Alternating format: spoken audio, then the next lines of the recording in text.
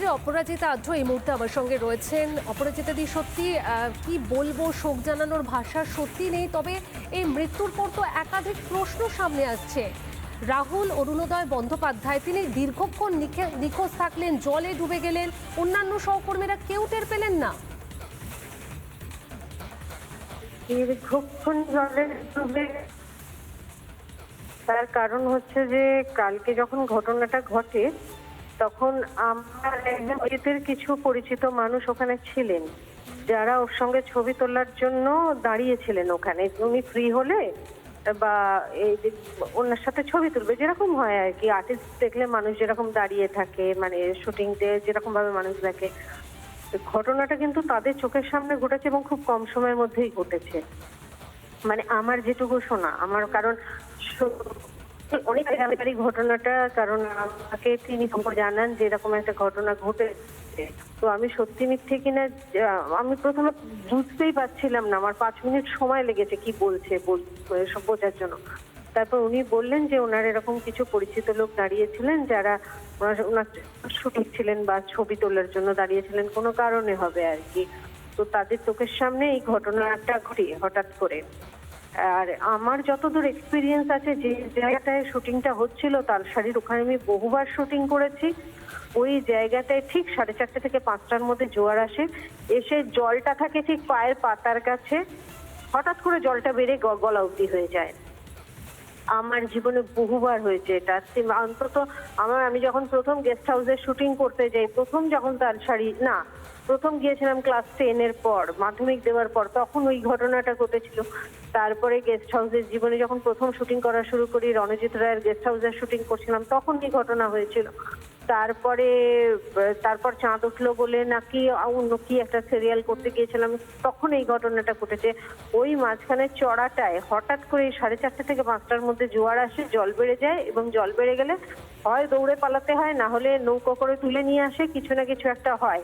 আর ওই সময় লাইটটা এত ভালো থাকে যে অনেক সময় শট নেওয়ার চেষ্টা করে, কিন্তু কালকে শট নেওয়া হচ্ছিল কিনা আমার সঠিক জানা নেই। কিন্তু ওখানে যারা মানুষরা ছিলেন, এবং আমি যেটুকু জানতে পেরেছি, কারণ আমি ঘটনাটা ছড়াবার বহু আগে জানতে পেরেছি, কারণ উনি আমাকে ফোন করে জানান, খুব একটা বেশি সময় কিন্তু ওখানে লাগেনি এবং খুব একটা বেশি সময় ধরে ঘটনাটা ঘটেনি। ঘটনাটা খুব অল্প সময়ের মধ্যেই ঘটেছে।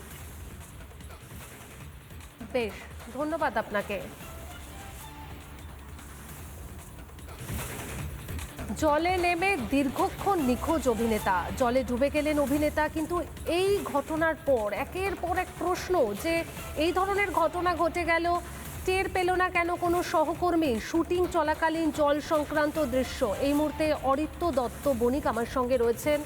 অরিত্য, যে ঘটনা ঘটে গেছে তাতে সত্যি শোকে বিহ্বল আমরা সবাই, কিন্তু একটাই প্রশ্ন, যে কোথাও গিয়ে কি নিরাপত্তায় গাফিলতি ছিল? নিরাপত্তা যদি আরো জোরদার থাকতো, জল সংক্রান্ত একটা দৃশ্য শুট চলছে, তো সেক্ষেত্রে নিরাপত্তাটা কি আরো জোরদার করার দরকার ছিল না?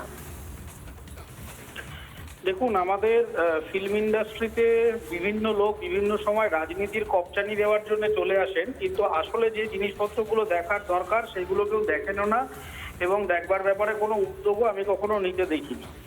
তার কারণ হচ্ছে, এর আগেও আপনি দেখেছেন আমাদের এই ফিল্মের শুটিংয়ে গিয়ে কখনো কোনো ইলেকট্রিশিয়ানের মৃত্যু হয়েছে, বিভিন্ন জায়গায় অগ্নিকাণ্ড হয়েছে, এবং এটা মাঝে মধ্যে এগুলো হয়েই চলেছে।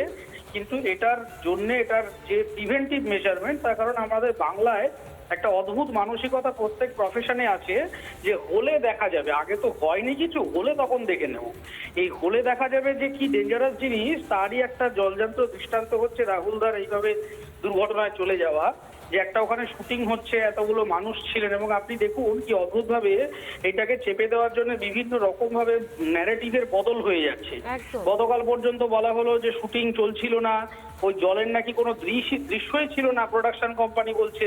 আবার ডিরেক্টর, সেই টিভি সিরিয়ালের ডিরেক্টর, তিনি আবার একটি সাক্ষাৎকারে বলছেন না, শুটিং চলছিল, তিনি ড্রোনে শট নিচ্ছিলেন, হঠাৎ রাহুল দা একটু সমুদ্রের দিকে এগিয়ে যান।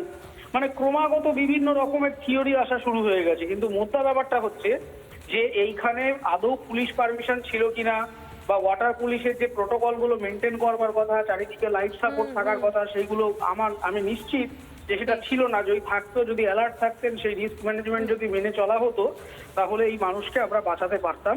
এটা 100% যাই থিওরি দিন না কেন, আমি বেশ বিশ্বাস অরিত্র, করি অর্থাৎ এর আপনিও মধ্যে মনে একটা করছেন management- যে ন্যূনতম নিরাপত্তা ব্যবস্থা ছিল না। ধন্যবাদ আপনাকে।